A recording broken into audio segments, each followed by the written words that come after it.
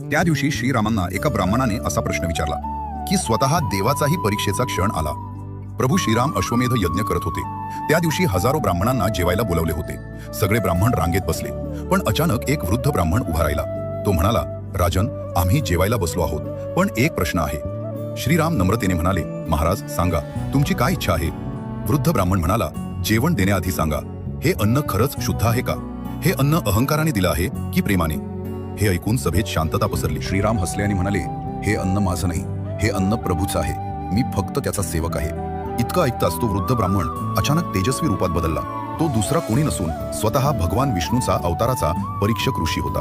तो म्हणाला, राम, तुझ्यात अजूनही अहंकार नाही, म्हणूनच तू खरा मर्यादा पुरुषोत्तम आहेस. त्या दिवशी सर्व ब्राह्मणांनी आनंदानं प्रसाद ग्रहण केला.